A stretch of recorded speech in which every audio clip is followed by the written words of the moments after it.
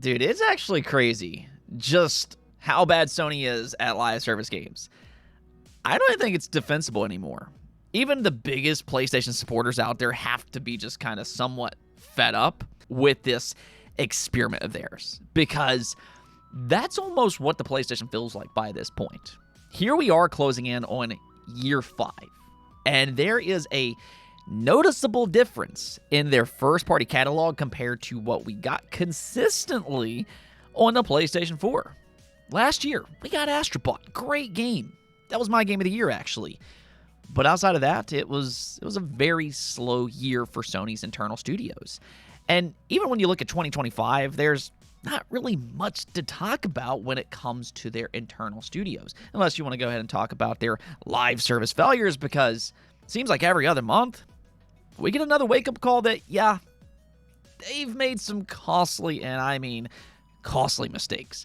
Yesterday, we talked about Fair Games because Jade Raymond, the founder of Haven Studio, actually left it after an external playtest wasn't well received.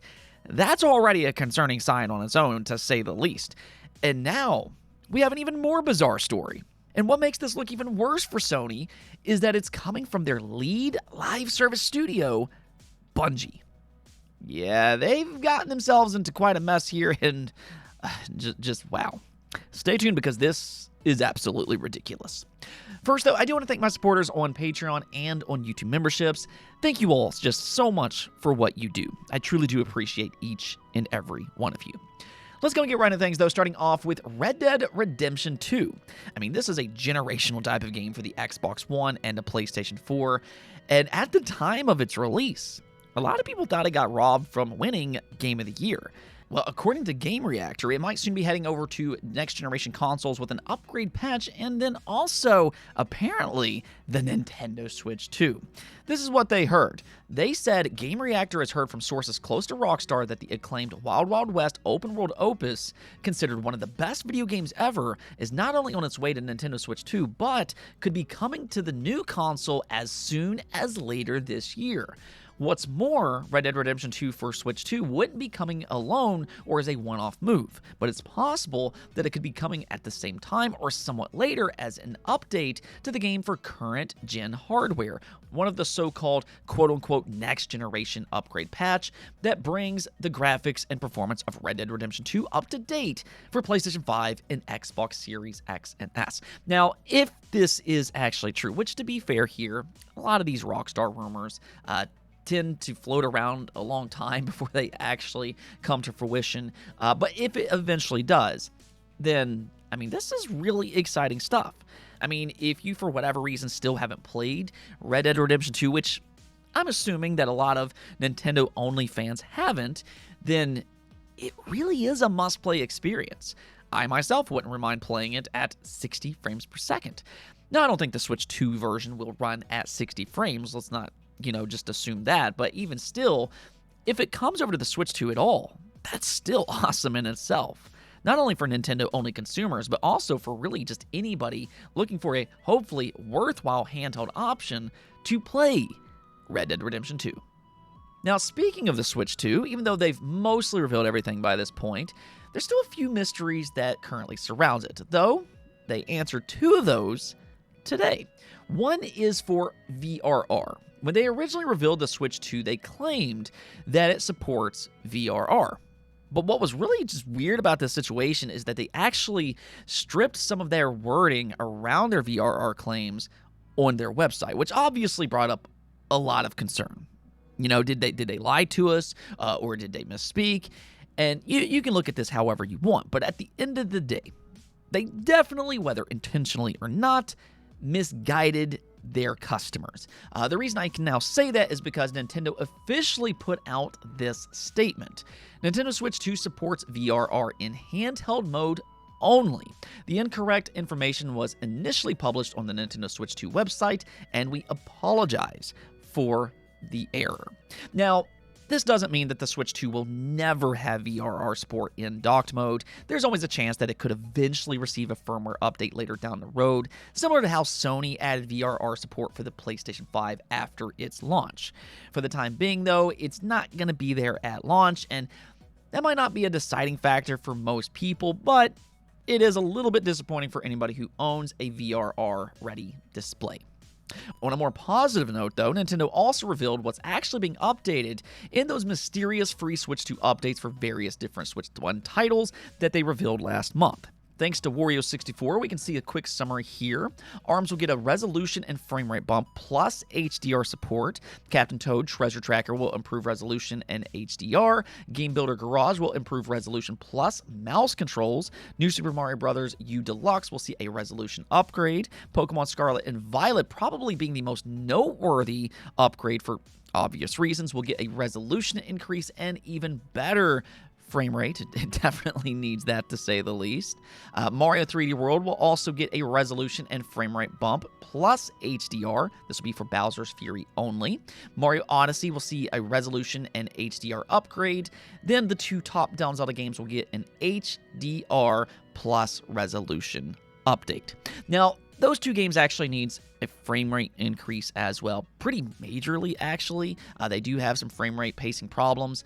So even though Nintendo isn't saying that they will get a frame rate upgrade, I do at the very least hope that the Switch 2 can kind of brute force them to a stable 30 frames per second. That's all I can really ask here. Overall, though, I mean, these are all free updates, which, you know, that's really nice to see. You can't beat free, especially when you consider they're charging a premium for other Switch 2 upgrades. I mean, if anything, Pokemon Scarlet and Violet might actually be worth playing again, but I'll also say I hope they don't stop with just these games. There's still other Switch 1 titles that I believe would heavily benefit from some kind of Switch 2 update. Games like the Xenoblade franchise, there's Pokemon Legends Arceus, and Mario and Luigi Brothership, just to name a few. Let me know what you all think about this, though. What would you most like to see get a Switch 2 update in the future? Okay, so let's just go and shift on over to this PlayStation story, because this is just truly crazy to me. Yesterday, of course, we talked about Jade Raymond and how she's leaving Haven Studios after a poorly received playtest. I mean, I'm not even surprised by this point. I don't think Fair Games was ever really exciting for fans in the first place. If you look at its initial reveal trailer on YouTube, you'll notice that it has 57,000 dislikes, compared to only 4,300 likes. I mean, that in itself tells you a lot, because, I mean, it just looks like another generic heist type of game with quirky, albeit uninspired characters. To be fair here, we haven't seen gameplay, but based on the little that we have seen so far, nothing about it really stands out. Yet, for whatever reason, this game convinced Sony that they, somehow need to go out and acquire Haven Studios and lock it under their umbrella. It's just another telltale sign that Sony has no earthly idea how to spot a good live service game. But the thing is that this isn't the only live service acquisition that Sony made this generation. Of course, they also acquired the studio behind Concord. Now, that didn't exactly work out all that well for them, and they also acquired none other than Bungie for billions of dollars, I might add. So when we're talking about Bungie, there's a lot of expectations for them to deliver. You don't just simply spend billions of dollars to make average games and to put out average results. There's high expectations for them to deliver, yet I don't know if Bungie has really done that up to this point. Destiny seems to be on a decline.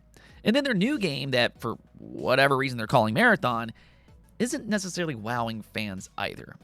Its trailer reveal got a mixed response, and, I mean, to nobody's surprise, its playtest hasn't been all that well received either. Yeah, that's a theme for pretty much every live service PlayStation project by this point. It's almost as if Sony has made a very, very expensive mistake, and they just keep repeating it, expecting different results. The definition of insanity. But somehow, this situation just got worse, and a whole lot more bizarre. So what's happening here is that an artist on Twitter X accused Bungie of stealing her artwork. Her post reads, "The Marathon Alpha released recently, and its environments are covered with assets lifted from poster designs I made in 2017. To make matters worse, she also revealed that several Bungie employees have been following her account for years, though they've never communicated with her either." So that at the very least tells us that multiple people within Bungie knows about her artwork, which you can go look at her profile. This is clearly plagiarism, but now that Bungie has been accused, they're kind of playing innocent, and that this was only because of one single employee, which apparently no longer works at the company. So in other words, they admitted that yes, they did steal her artwork, though now that they've been caught, well, they're investigating the matter and how this oversight occurred within their art team. Now, they're also promising to do right by the artist herself, though I'd say before she signs some kind of contract, she should maybe consider getting a lawyer. Now, she did say that she doesn't have the money to get a lawyer, but there are ways around that, and Bungie has already admitted to stealing her work, so there might be some lawyers out there willing to take a case like this, and I mean, it could be financially viable for her to do that, but this is just yet another bad situation for a live service Sony game. I mean, this is a terrible look, and I just think that this, it's ridiculous by this point.